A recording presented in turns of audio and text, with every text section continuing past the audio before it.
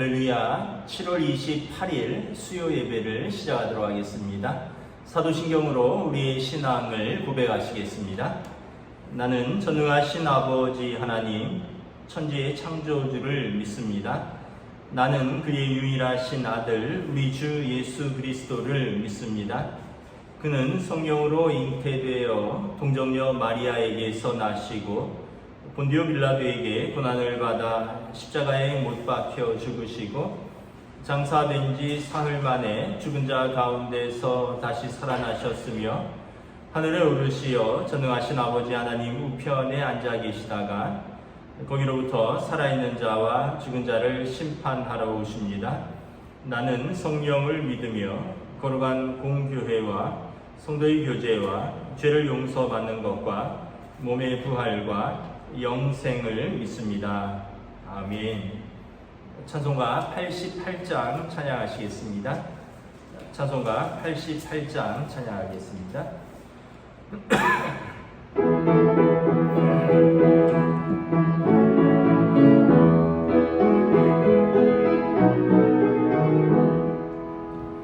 내 진정 사모하는 친구가 되시는 그 예수님은 아름다워라.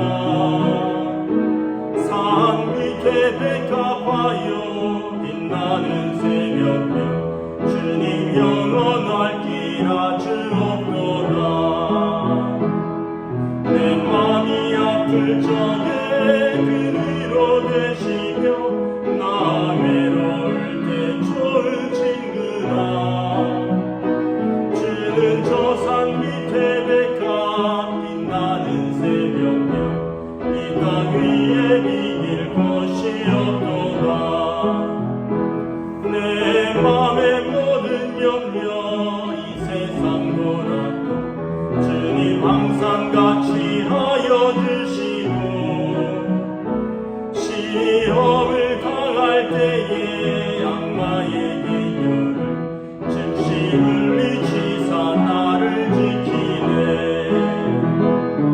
온 세상 날 버려도 주 예수 안 버려 끝까지 나를 돌아보시니 주는 저 산 밑에 백합 빛나는 새벽별 이 땅 위에 비길 곳이 없도다. 내 맘을 다하여서 주님을 따르며 길이 길이 나를 사랑하리니 늘 그리 두렵지 않고 장건도 넘었네. 주는 높은 산성 내 방패시다. 내 영혼 먹이시는 그네 누리고 나 친히 주를 뵙기 원하네. 주는 저 산 밑에 백합 빛나는 새벽별 이 땅 위에 비길 곳이 없도다.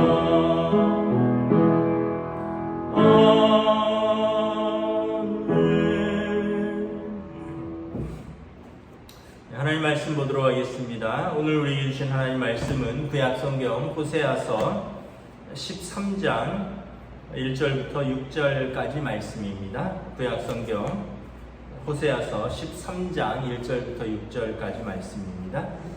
구약성경 1267쪽입니다. 구약성경 1267쪽 호세아서 13장 1절부터 6절입니다. 에브라임이 말을 하면 사람들이 떨었도다.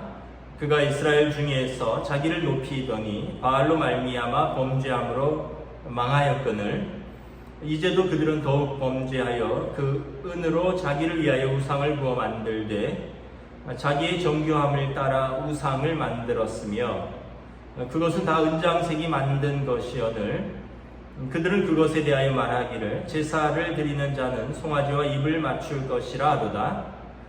이러므로 그들은 아침 구름 같으며 쉬 사라지는 이슬 같으며 타작마당에서 광풍에 날리는 쭉정이 같으며 굴뚝에서 나가는 연기 같으리라.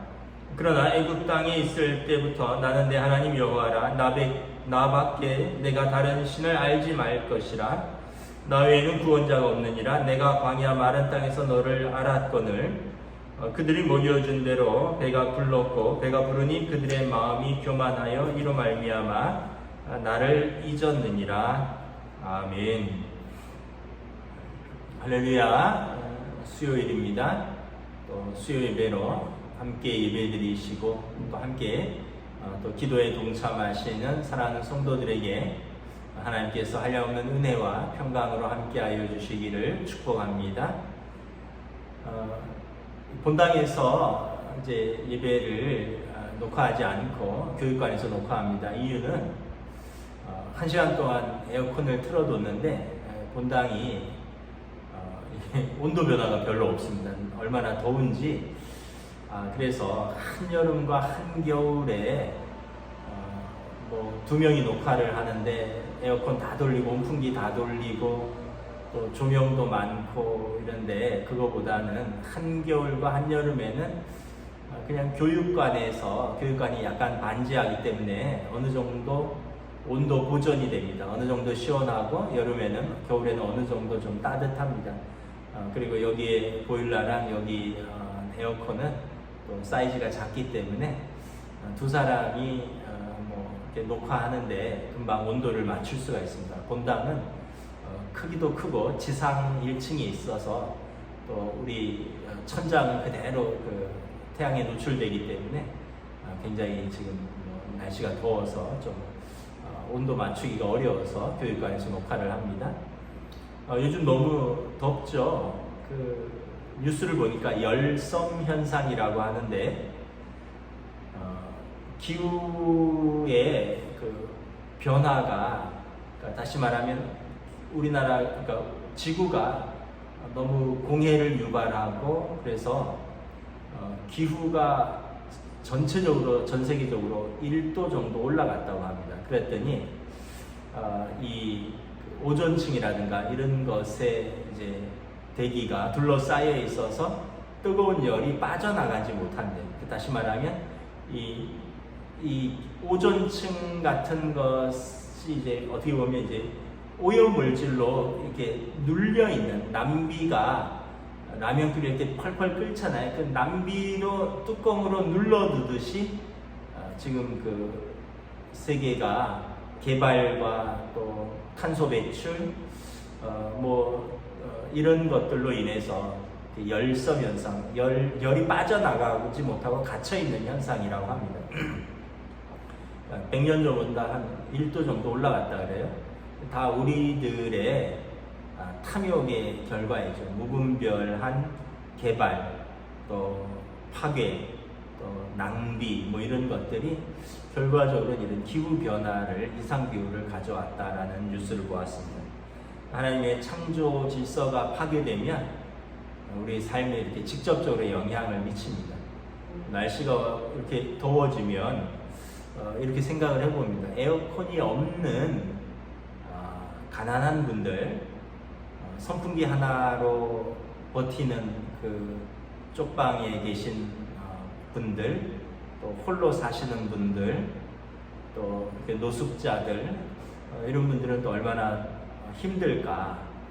에너지도 빈익빈 부익부라고 이게 가난하고 힘든 사람들은 추울 때 더 춥고요, 더울 때 더 더운 거죠. 우리는 뭐 추우면은 뭐 에어컨 난방 틀고 또 더우면 에어컨 틀고 그러면서도 우리는 뭐 어찌어찌 버티고 또 뭐 짜증도 내고 이러면서 살지만 그분들은 그 안에서도 그것을 누릴 기회도 없다라는 뉴스를 보았습니다. 그래서 이게 단순히 기후 변화가 전 지구상의 위기도 하지만 가난한 분들에게는 더 큰 위기다. 이런 뉴스를 보았습니다. 그러면서 집에 에어컨이 없고 이런 분들은 최근 작년까지만 해도 코로나 전까지만 해도 그 낮에 동사무소라든가 이런 노인정 같은 데서 에어컨을 국가가 트는 곳에 이렇게 낮에 좀 피할 수 있는 시설을 만들었는데 코로나 때문에 이제 그 시설도 운영이 안 된다는 거죠. 모임이 안 되니까. 그래서 더 힘든 시기를 겪고 있다.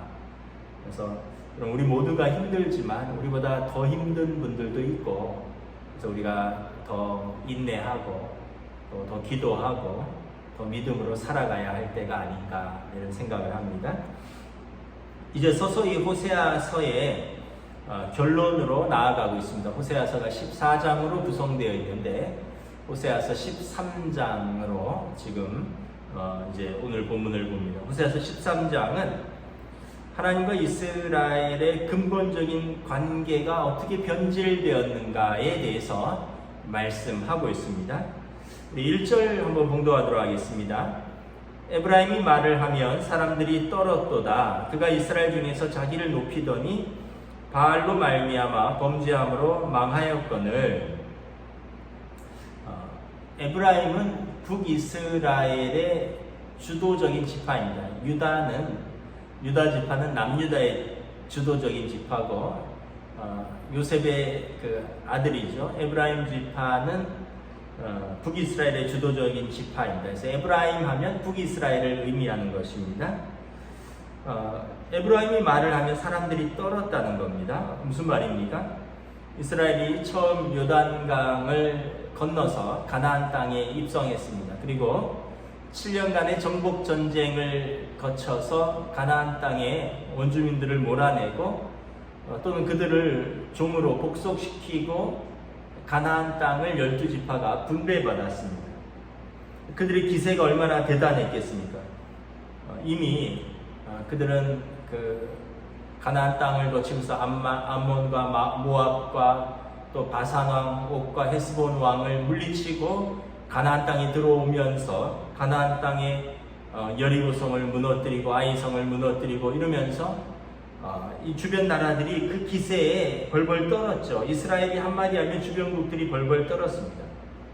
근데 사실 모든 것은 하나님의 은혜입니다. 하나님께서 그들을 애굽에서 건져내셨고 또 40년 광야길을 인도하셨고 가나안 땅에 들어오고 그리고 그 가나안 땅에 사실은 우리가 여리고성 정복에 대해서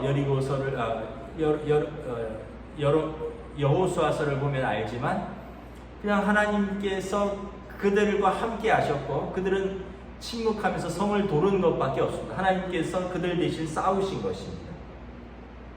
그런데 이제 이스라엘이 이제 땅을 정복하고 집을 짓고 이제 그 땅의 소산을 먹고 주변 사람들이 벌벌 떨면다 보니까 하나님의 은혜를 잊어버리고 슬슬 자기를 높이기 시작을 합니다. 여러분 사람이 광야에 있을 때는 그렇게 은혜가 갈급합니다. 그냥 하나님만 바라봅니다. 그런데 사람이 편안해지면 이제 자기를 높이기 시작합니다. 내가 열심히 해서, 내가 수고해서, 내가 똑똑해서 내가 이렇게 누리게 되었고 이렇게 지금 형편에 이르렀다. 그러면서 이제 슬슬 자기를 높이면 하나님의 은혜를 잊어버리기 시작하죠. 그러면 이제 어떻게 됩니까? 과거 광야에 있을 때는 문제가 있으면 하나님께 호소하고 하나님을 바라봤는데 이제 하나님의 은혜를 잊어버렸으니까 문제가 생기면 자기가 다 해결을 해야 되는 것입니다. 이스라엘이 가나안 땅에 정착해 보니까 현실적으로 다 좋은데 예상치 못한 문제가 두 가지가 발생했습니다. 첫째는 뭐냐 하면 지금까지 목축만 해오던 민족이 농사라는 새로운 문화에 적응을 해야 됐습니다. 두 번째는 가나안 땅이라는 그 지역이 마치 우리나라와 같아서 지리적인 요충지입니다. 그래서 바다를 건너서 또 대륙으로 나갈 수도 있고 또 가나안 땅을 통해서 아시아로 인접할 수도 있고 또 밑으로는 이집트 또 위로는 시리아 그러면서 사막을 건너면 또 아시리아와 바벨론이 있고 바다를 건너면 이제 또 유럽으로 가는 거죠. 이런 문화권 속에서 주위의 많은 열강들 틈에서 생존해야 되는 그런 어려움이 있었습니다. 이렇게 하나는 문화적인 문제였고 하나는 정치 군사적인 문제였습니다. 그래서 이스라엘이 가나안 사람들이 어떻게 사는가를 둘러보았습니다. 그랬더니 농사에 대해서 신이 있는 거예요. 농사에 대한 전문적인 신, 풍요를 주관하는 신, 비를 내려주는 신, 땅이 소산을 맺도록 도와주는 농사를 돕는 신, 또 장사하는 신, 또 전쟁에서 승리하는 신, 각가지 신들이 있고 그 각가지 신들이 형상을 가지고 있어서 그 신들을 섬기는 것을 본 것입니다. 그러면서 그 백성들이 그 신전에 이제 농사 지은 것을 바치고 여기에 전하면서 마음을 안심하는 것을 본 거죠. 근데 이스라엘의 신 여호와는 눈에 보이지도 않고 또 어떠한 형상도 없어요. 또 차라리 형상을 만들어서 섬기라면 좋은데 광야에서 금송아지 만들었다가 혼났잖아요. 어떠한 형상도 만들지 말라는 것이 하나님의 명령입니다. 그 계명이 또 얼마나 어렵고 까다로운지 이게 지키기도 어렵고 또 섬기려고 그러니 참 하나님 보이지도 않고, 그래서 이스라엘 사람들이 가나안 사람들의 그런 문화와 종교에 동화되기 시작합니다. 바알과 아세라 신을 그들도 섬기기 시작하는 것입니다. 2절 함께 봉독하겠습니다. 이제도 그들은 더욱 범죄하여 그 은으로 자기를 위하여 우상을 부어 만들되 자기의 정교함을 따라 우상을 만들었으며 그것은 다 은장색이 만든 것이오늘 그들은 그것에 대하여 말하기를 제사를 드리는 자는 송아지와 입을 맞출 것이라 하도다. 은으로 정교하게 송아지를 만들었습니다. 은장색을 동원해서 은을 다루는 장인이죠. 정교하게 은으로 송아지를 만들었습니다. 그리고 거기에 제사 드리고 그 송아지 입을 맞췄습니다. 그들의 부모 세대가 광야에서 금으로 송아지를 만들어서 섬기다가 멸망당할 뻔했는데 이제 그 자손들이 그 교훈을 잊어버리고 은으로 송아지를 만들어서 거기에 입 맞추고 제사 드리는 것입니다. 물론 그렇다고 해서 이스라엘이 하나님을 완전히 잊어버린 것은 아닙니다. 하나님도 섬기는데 여기에 바알 신앙을 혼합해서 섬기는 혼합 종교를 만들어낸 것입니다. 1절 하반절에 보면 바알로 말미암아 범죄하였고 2절에 보면 이제 그들이 은으로 우상을 만들어서 송아지를 만들어서 섬겼다는 것입니다. 아마 이스라엘 사람들이 여호와 하나님은 광야에서는 위대하시는데 농사의 신은 아니기 때문에 농사는 잘 모르실 수도 있다. 농사에 대해서는 바알과 아세라가 더 현실적이고 매력적인 신이다. 그래서 여호와 신앙과 바알 신앙을 섞어서 송아지 신앙이라는 혼합 종교를 만들어낸 것입니다. 하나님을 섬기는데 송아지 형상을 만들어서 거기에 제사 드리면서 그곳에서 하나님 앞에 복을 비는 것이죠. 오늘 우리도 이러한 고민을 가지고 살고 있지는 않은가 돌아봅니다. 주위를 둘러보면 온통 세상적인 그런 문화 또 불신 문화로 가득한 이 세상 속에서 우리가 어떻게 적응하면서 살아남을 것인가에 대한 우리 성도들의 고민이 있습니다. 그러면서 여기에 뒤처지면 안 되고 또 여기에 적응하면서 살아남아야도 되고 그러면서 또 하나님도 섬겨야 되고 그러다 보니까 우리도 마치 가나안 사람들 이스라엘 백성이 가나안 땅에서 여호와와 바알을 같이 섬긴 하나님과 또 이 땅의 문화를 같이 섬기는 혼합신앙을 가지고 살고 있지는 않은가라는 것입니다. 예수는 믿는데 현실사회에서 소외되지 않고 또 동화되어 살고 이 땅에서 세상 사람들과 같아져야 되고 또 그 사람들하고 같이 경쟁해야 되고 때로는 그 사람들보다 더 성공해야 되고 그러다 보니까 어느 순간 일하느라고 또는 즐기느라고 예배도 뒷전이고 또 때로는 일하느라고 때로는 어떤 영업하느라고 2차도 가고 3차도 가고 죄가 죄인지도 모르고 이 사회와 문화 가운데 푹 빠져 살면서 세상적으로 깊이 동화되어가는 우리 그리스도인들은 아닌가 하는 정직한 질문을 한번 해보아야 합니다. 아예 신앙을 가지지 않은 사람들은 그래 우리는 안 믿는다, 우리는 불신자다, 우리는 나를 믿는다, 우리는 돈을 믿는다, 우리는 주먹을 믿는다 하면서 그 사람들은 그냥 그 주장하는 대로 살지만, 우리는 하나님을 믿는다라고 하면서 우리도 돈을 따르고 세상의 문화를 따르고 세상의 가치를 따르고 힘을 따르고 권력을 따르고 성공을 따르고, 그래서 어떻게 보면 우리가 입으로는 하나님의 백성이라 하지만 삶으로는 불신자와 전혀 다름이 없는 삶을 사는 그런 딜레마의 신앙의 삶을 사는 것은 아닌가. 마치 가나안 땅의 송아지 신앙처럼 오늘 현대에서 이 성공과 하나님이라는 세속과 하나님을 동시에 섬기는 어느 목사님 용어대로 실천적 비그리스도인들의 삶을 사는 것은 아닌가 하는 것입니다. 그 결과는 무엇입니까? 3절 공부하겠습니다. 이러므로 그들은 아침 구름 같으며 쉬 사라지는 이슬 같으며 타작마당에서 광풍에 날리는 쭉정이 같으며 굴뚝에서 나가는 연기 같으리로다. 뭡니까? 허무하다라는 거죠. 실체가 없다는 거죠. 여러분, 아침 구름은 이제 바람이 씩 몰려오면 몰려가서 없어집니다. 아침 이슬은 해가 뜨면 바로 말라버립니다. 타작마당의 쭉정이들, 알곡을 다 탈곡하고 껍데기만 있으면 바람이 휙 불면 타작마당의 쭉정이는 이리 날리고 저리 날리는 것입니다. 어렸을 때 밥 지으면 옛날에 다 아궁이에 불을 때 있잖아요. 굴뚝에서 연기가 나는데 굴뚝의 연기는 어떻게 돼요? 바람이 이리로 불면 저리로, 또 저리로 불면 이리로 흩날리다가 사라지는 것이죠. 무엇을 의미합니까? 허무하다는 거죠. 하나님도 붙들고 세상도 붙들고 열심히 사는 것 같았는데 막 그렇게 열심히 살고 또 열심히 뛰었는데 돌아보니까 바람 안개처럼 또는 이슬처럼 또 쭉정이와 같은 인생만 남고 남았다는 것입니다. 여러분, 삶에 문제가 생기면 우상은 아무것도 할 수가 없습니다.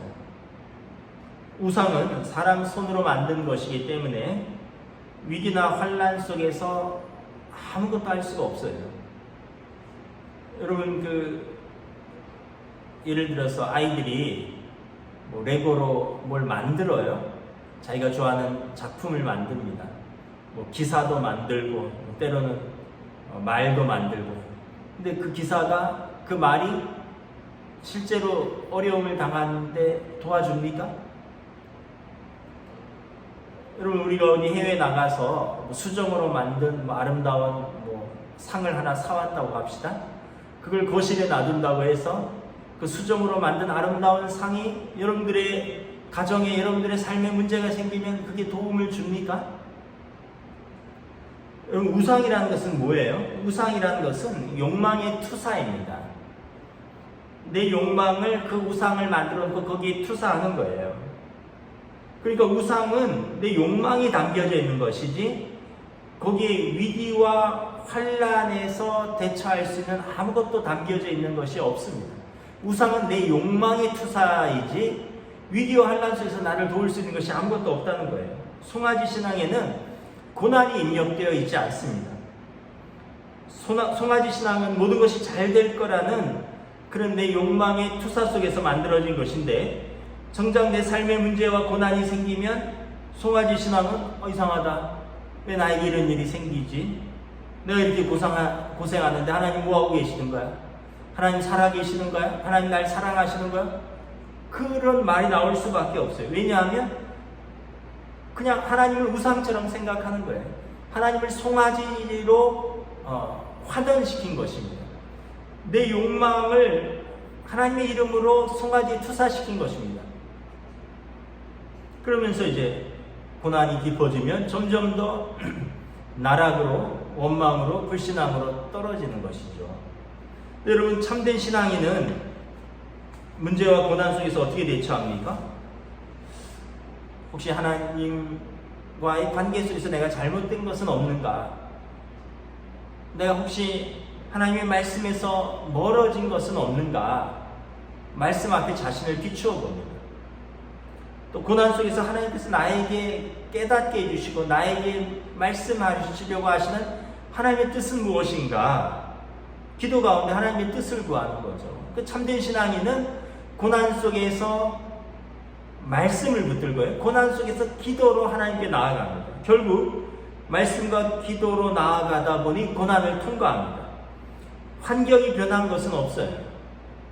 단지 신앙 속에서 믿음 속에서 고난을 이길 힘을 얻는 것이에요. 왜냐하면 말씀을 붙들고 기도로 나아가는 가운데 하나님께서 성령님께서 예수 그리스도의 말씀을 생각나게 하시고 또 성령께서 말할 수 없는 탄식 가운데 우리 기도를 도우시며 성령님이 우리와 함께 우리와 동행하시는 것이죠. 근데 송아지 신앙을 가진 사람은 송아지가 날 도와줘야 되는데 말씀과 기도가 아니라 그냥 송아지만 바라보다가 원망하고 무너지는 것입니다. 결과가 어떻습니까? 우상을 섬기는 자는 우상에는 고난이 담겨져 있지 않기 때문에 진짜 고난이 왔을 때 너무나 허무하게 아까 말한 것처럼 굴뚝에 나는 연기처럼 이리 날리고 저리 날리고 타작마당에 쭉정이가 바람에 날리듯이 날리고 해가 뜨면 사라지는 아침 이슬같이 말라버리는 것입니다. 그러나 여러분 참된 신앙을 가진 사람은 고난을 통해서 정금보다 더 정결하게 다듬어집니다. 그 결과 고난을 통과하면서 이전보다 더 풍성하고 더 성숙한 모습으로 거듭나는 것이죠. 그 신앙생활을 오래 하면 여러분 더 성숙해져야겠죠. 더 거듭나는 거죠. 왜냐하면 신앙생활을 오래 할수록 우리가 하나님과 동행한 시간들이 길어지니까 더 성숙하고 더 풍성해지고 더 그리스도를 닮아가는 것이죠. 신앙생활은 오래 했는데 모태신앙이고 30년, 40년, 50년, 60년, 70년 했는데 여전히 자기 성질대로로 살고 여전히 환경이 조금만 어려우면 원망하고 불평하고 사내 중내 거리고 하나님 계시냐 안 계시냐 거리고 그러면 여러분 과연 무엇이 성숙해진 것입니까? 그분은 송아지 신앙은 아닌가 한번 생각을 해보셔야 돼요. 하나님이란 이름으로 사실은 우상을 섬긴 것은 아닌가. 오늘 이스라엘 백성에게 가장 중요한 것은 무엇인가? 4절, 5절을 봉독하도록 하겠습니다. 그러나 애굽 땅에 있을 때부터 나는 내 하나님 여호와라. 나밖에 내가 다른 신을 알지 말 것이라. 나 외에는 구원자가 없느니라. 내가 광야 마른 땅에서 너를 알았거늘. 6절 그들이 먹여준 대로 배가 불렀고 배가 부르니 그들의 마음이 교만하여 이로 말미암아 나를 잊었노라.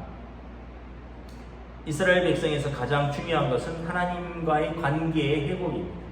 그들이 하나님과 어떻게 시작하게 되었는가를 생각해 보아야 합니다. 4절에 보면 이스라엘 백성이 애굽 땅에서 바로의 압제 속에서 남자 아이를 낳으면 물에 던져야 되고 그리고 그 고된 노동 속에서 부르짖을 때 하나님께서 그 고통을 들으시고 하나님이 바로에게 나타나셔서 하나님만이 참 신이심을 보여주시며 애굽에서 고통받고 있는 자기 백성을 친히 구원하셨습니다. 5절에 보면 이스라엘이 광야 마른 땅에서 40년 동안 하나님이 그들을 보호하시고 지키시고 인도하셨습니다. 이스라엘이 이 은혜를 기억해야 되는 거죠. 이스라엘은 하나님이 친히 건져내신 백성이요 많은 백성 중에서 하나님과 친히 언약을 맺은 백성입니다. 그래서 하나님의 제사장 나라로 살도록 거룩한 소유로 살도록 하나님의 능력으로 사는 백성으로 하나님과 언약을 맺은 백성인데 그래서 이스라엘은 존재하는 원리 자체가 다른 백성하고 다른 제사장 나라요 민족인 것입니다. 그런데 그들이 가나안 땅에 들어와서 잠깐 풍요로워졌다고 6절에 보면 그들이 배가 불렀고 배가 부르니 마음이 교만하여졌고 그들이 하나님을 잊어버리고 자신들의 힘으로 살려고 하다 보니까 부딪히니까 이제 농사의 신도 찾고 장사의 신도 찾고 전쟁의 신도 찾고 그러다가 혼합신앙이 되어버린, 하나님도 아니고 우상도 아니고 뒤죽박죽이 되어버린 것입니다. 오늘 보면 4절 5절을 보면 하나님은 자기 백성을 잊지 않으셨습니다. 하나님은 자기 백성을 기억하셨는데 이스라엘 백성 가나안 땅에서 흔히 말하는 대로 배부르고 등 따시고 편해지면서 하나님을 멀리하기 시작했고 하나님이 자신들을 기억하고 계시다는 사실조차 잊어버렸습니다. 가나안 땅은 이스라엘에게 축복인 동시에 시험이었습니다. 하나님의 약속대로 얻은 축복의 땅이지만 동시에 가나안의 풍요로운 문화와 우상 종교와 세속 문화에 대한 시험의 땅이었습니다. 이걸 통과하지 못한 것이죠. 아마 가나안 땅에서 세 부류의 이스라엘 사람들이 있었을 것입니다. 첫째는 가나안 문화에 완전히 무릎 꿇고 믿음을 잃어버린 소수의 사람들. 두 번째는 그래도 선민이니까 하나님의 백성이라는 그 자부심은 가지고 있는데 가나안 문화와 혼합신앙을 가지고 그들과 타협한 대부분의 사람들. 그리고 세 번째는 가나안의 세속 문화에 무릎 꿇지 아니한, 마치 바알에게 무릎 꿇지 않은 7명의 선지자들처럼 소수의 정결한 하나님의 백성들이 있었던 것입니다. 이 가나안 땅은 풍요의 땅이자 축복의 땅이자 동시에 이렇게 시험의 땅이었던 것입니다. 그리고 진짜 누가 참 신자인가, 누가 참 하나님의 백성인가를 그 땅에서 드러나게 되었던 것입니다. 말씀을 마치겠습니다. 코로나 시대입니다. 참 어렵죠. 살면서 이런 때가 있었는가 생각을 해보면 개인적으로 어려움을 겪었던 때는 있었지만 이렇게 전체가 어려움을 겪었던 때는 잘 모르겠습니다. 전쟁을 겪으신 분들은 더 끔찍한 것을 겪으셨겠지만 전쟁 이후에 이렇게 어려운 때가 있었는가 생각을 합니다. IMF 때도 이러지는 않았던 것 같습니다. 저도 IMF 때 직장을 다녔고 금융위기 때도 있었지만 지금은 정말 어떻게 말하기 어려운 때입니다. 여러분, 이때 우리가 하나님의 이 시험을 통과하고 또 정금 같은 믿음으로 설 수 있기를 원합니다. 저와 여러분들이 어떤 사람들입니까? 하나님이 우리를 부르셨고 예수 그리스도의 십자가로 우리를 값주고 사셨습니다. 우리를 값없이 의롭다 하셨고 그리고 하나님의 자녀로 성령께서 인치셨습니다. 여러분, 이처럼 귀한 은혜가 어디 있습니까? 죄인인 우리를 하나님이 아시고 부르시고 예수 그리스도로 말미암아 의롭다 하시고 값을 치르시고 우리를 의인이라 부르시고 하나님 자녀라 부르시고 하나님 나라를 약속해 주셨습니다. 광야와 같은 이런 코로나 시국에, 아니 어쩌면 가나안 땅 같은 이 풍요와 번영이라는 유혹의 이 시대에 하나님 앞에서 참된 믿음을 지킬 수 있는 저와 여러분 될 수 있기를 주님의 이름으로 축복합니다. 찬양하시겠습니다. 찬송가 347장 찬양하시겠습니다. 찬송가 347장입니다.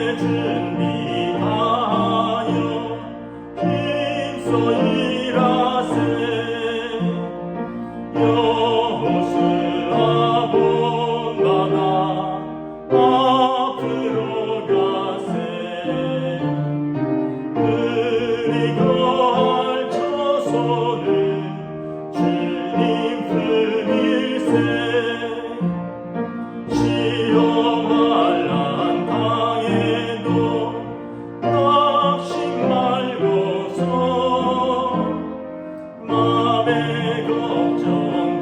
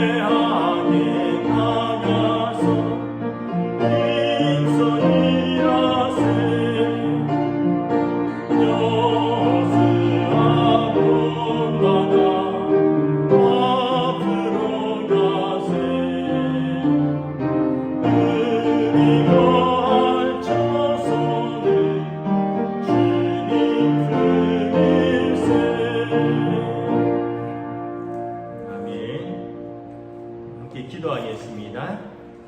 오늘 말씀을 붙들고 기도하겠습니다. 이스라엘은 가나안 땅에 들어와서 풍요로워졌는데 더 나빠졌습니다.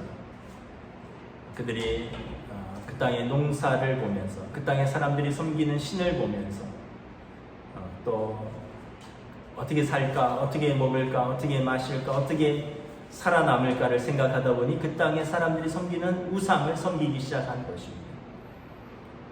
하나님을 섬기는 백성이, 하나님을 의지하는 백성이 우상을 섬기다가 하나님의 거룩한 백성의 정체성을 잊어버렸고 결국은 하나님 앞에 떠난 백성이 된 것입니다.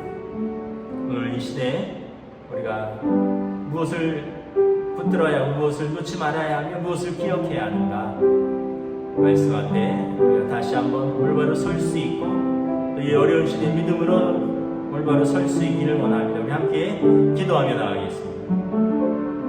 하나님의 은혜를 감사합니다.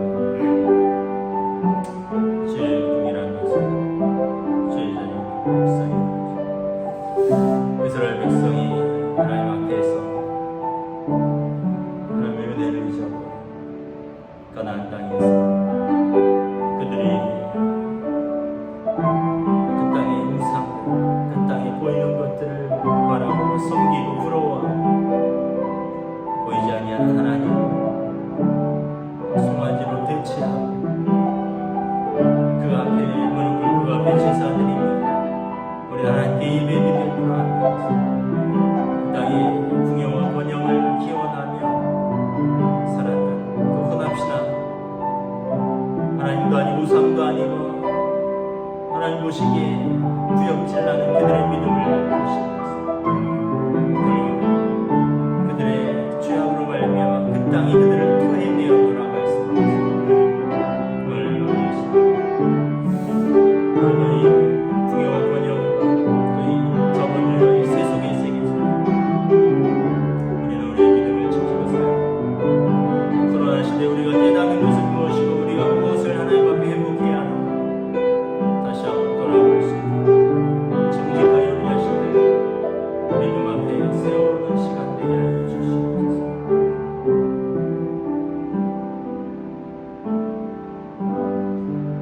이 시간 우리 연로하신 성도들과 환우들을 위하여 기도하겠습니다. 우리 강철종 집사님, 김진주 권사님, 김금묵 권사님, 진옥자 권사님, 김옥자 권사님, 장화식 집사님 90이 넘으셨거나 이제 거의 90 되신 어른들입니다.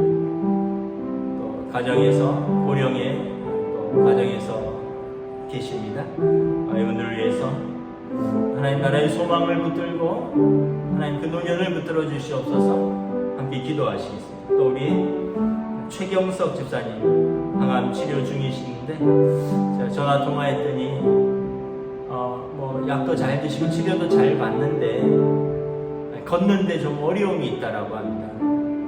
왜 그런지 걷기가 어렵다라고 말씀하십니다. 기도를 부탁드립니다.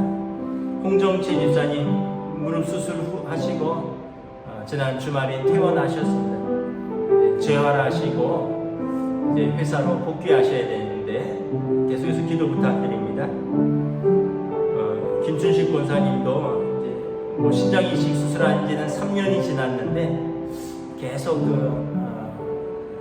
내장 쪽에서 염증이 생긴다고 합니다. 아마 면역력이 약해서 그런 것 같습니다. 후유증이고 자꾸 염증이 생기는데 그러면 또 병원 들어가셔야 되고 입원하셔야 되고 자꾸 이게 반복되고 있는데 기도를 부탁드립니다. 우리 김경태 집사님, 남궁기남 집사님 거동이 불편하시고요. 우리 안윤상 집사님 요양원에 요양 중이십니다. 우리 사인의 고사님 언니랑 둘째 아들 또 수술하고 병간호하고 있습니다. 기도를 부탁드립니다. 또 50견이 있고 어깨 회전근개를 또 치료 중인 분도 있습니다. 또 기도를 부탁드립니다. 또 우리 박광준 장로님 중국 출장 가셔서 한 달이 넘었는데 한 두세 달 더 있다 오실 것 같습니다. 여러분 기도를 부탁드립니다. 본격적인 백신 접종이 시작돼서 우리 50대 집사님들, 권사님들도 이제 백신 접종이 시작하는데 차질 없이 잘 맞고 또 휴증 없이 잘 복귀할 수 있도록 우리 함께 이 시간에 연로하신 성도들과 환우들을 위하여 중보하며 기도하겠습니다. 하나님 은혜를 감사합니다. 이 시간 우리 공동체를 위하여 기도합니다. 연약한 성도들, 연로하신 성도들, 질병 가운데 있는 성도들, 또 그 가족들을 하나님 은혜 베풀어 주시옵소서. 평생을 믿음으로 살았던 우리 교회 어른들, 그 노년을 주님 손 붙들어 주시고 평안으로 인도하여 주시고 하나님 나라의 소망을 바라보게 하시며 믿음으로 주님 날아가는 그날까지 담대하게 나의 갈 길을 걸어갈 수 있도록 주님 그 길들을 인도하여 주시옵소서. 우리 환우들을 위하여 기도합니다.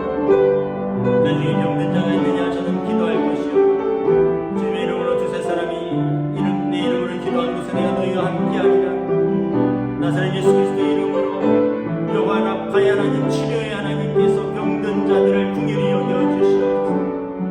눈든 병자를 고쳐주시고 귀신 들린 자를 깨끗게 하시며 혈육병 12년 혈육병 앓는 여인을 깨끗게 하시고 소자야 안심하라 딸아 안심하라 내가 구원을 얻었노라 말씀하신 내가 깨끗게 되었노라 말씀하신 우리 주님의 은혜가 사랑하는 우리 성도들의 그 질병 가운데 환우들에게 주님 은혜 베풀어 주시고 주님의 보혈로 씻어주시고 주님의 손으로 만져주시옵소서. 깨끗게 하여 주시고 강건케 하여 주시고 주님 인도하여 주시옵소서.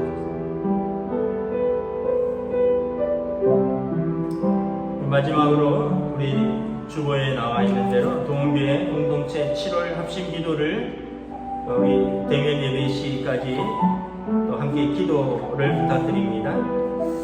지금 코로나19 수도권 사회적 거리두기 4단계고 전국 3단계입니다.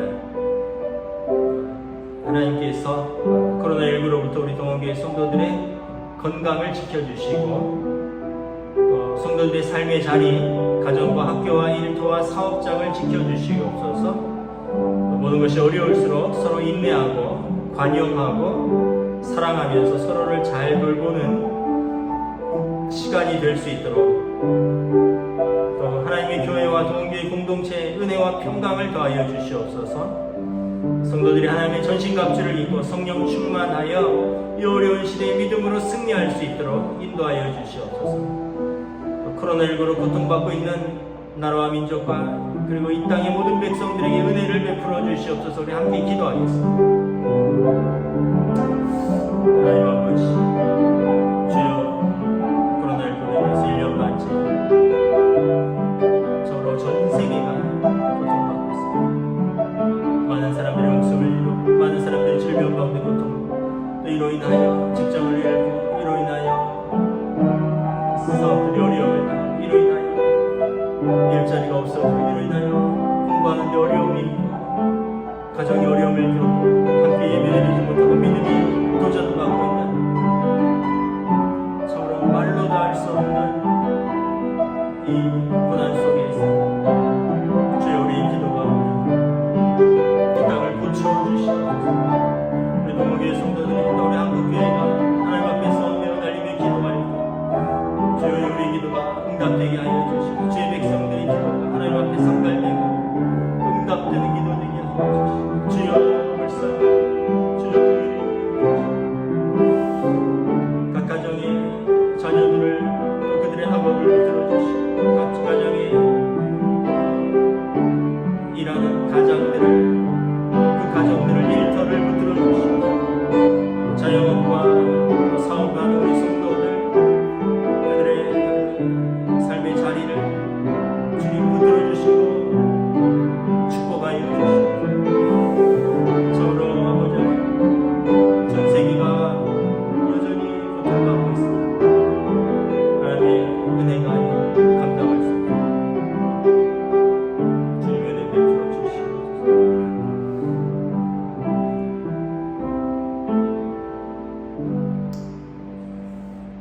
감사합니다. 우리가 수요 예배로 함께 영상으로나마 함께 예배드리고 마음을 모아 하나님 앞에 기도드립니다.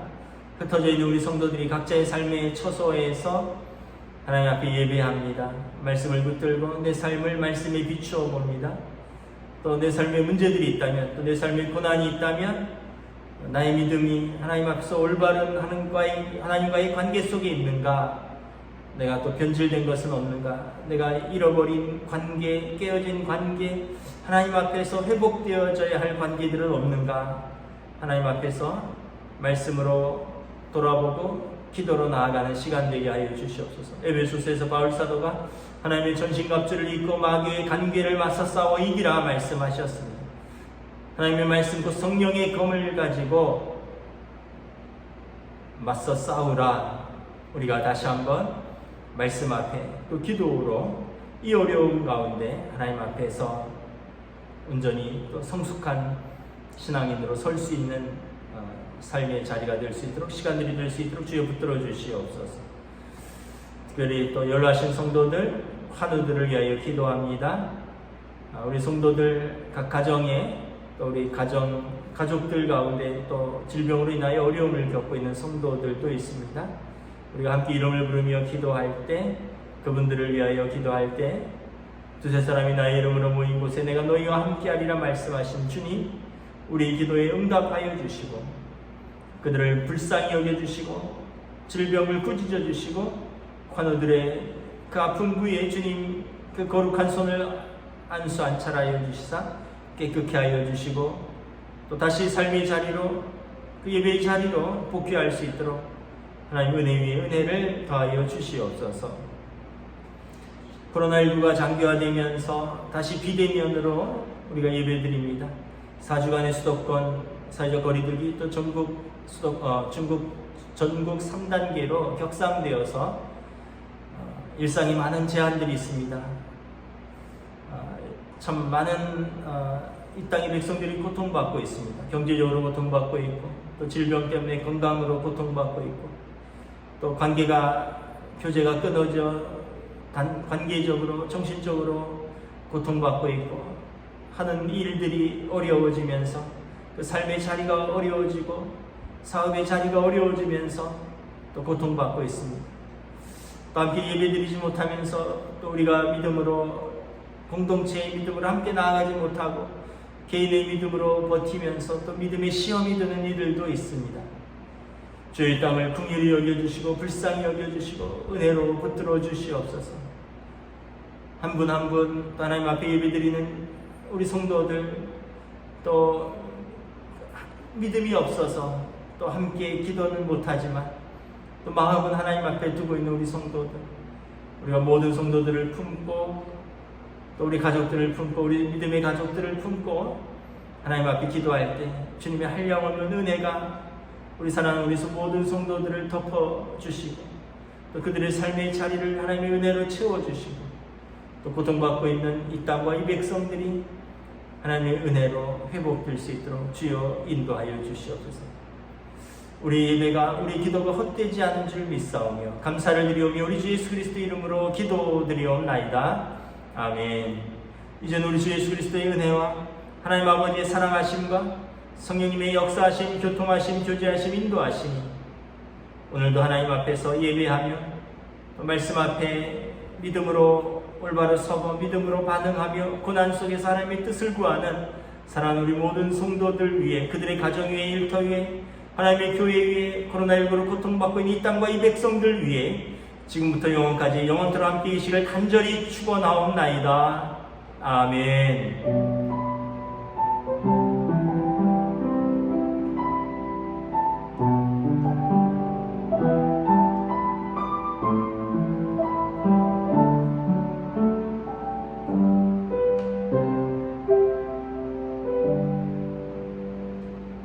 아멘. 수예배를 마쳤습니다. 무더위와 또 코로나 가운데 건강 잘 지키시고 또 우리가 또 예배 가운데 뵙도록 승리하시기를 축복합니다. 감사합니다.